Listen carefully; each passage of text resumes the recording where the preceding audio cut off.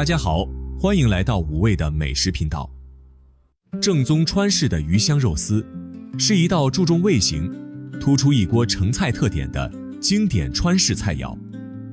这一期就教大家这道味型独特、注重技法的经典川菜。300克新鲜猪腿肉，保留一些肥肉切成丝，肥肉可以很好的起到增香的作用。瘦肉同样也切成丝。肥瘦肉分装备用，瘦肉中加入酱油，加入少许生粉，加入少许清水，搅拌均匀，加入一些菜籽油，加入菜籽油，瘦肉入锅后能够快速滑散，搅拌至碗底不见汤汁。接下来我们单独调个料汁，碗中放入1勺生粉，放入适量的醋，醋的量可以大一些，放入适量的白糖，我这里放入了3勺白糖，白糖和醋的比例是1比1，再加入少许酱油，加入少许胡椒粉，加入一些黄酒，加入1勺盐，少许清水。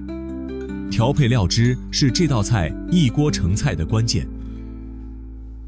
准备一些发好的木耳，将木耳切成丝，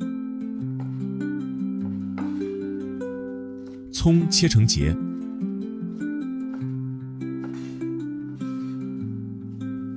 准备3根泡椒。泡椒是这道菜味型出彩的关键配料。泡椒一定要切碎，切碎的泡椒更能体现出这道菜的味型。生姜拍碎，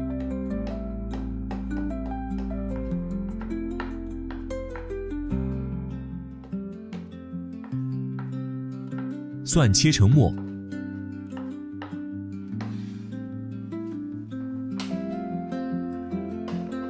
锅中加入量大一些的菜籽油。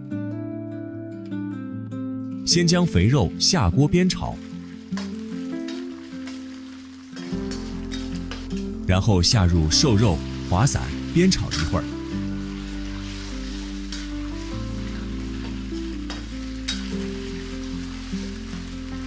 放入切好的泡椒末，快速煸炒入味。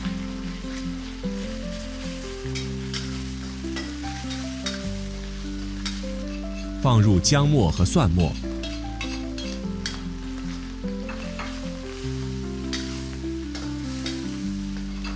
放入木耳，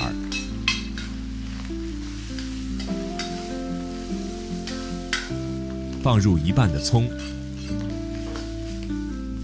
继续翻炒，沿锅边淋入调配好的料汁。快速翻炒，最后下入剩余的葱段，翻炒几下，可以出锅了。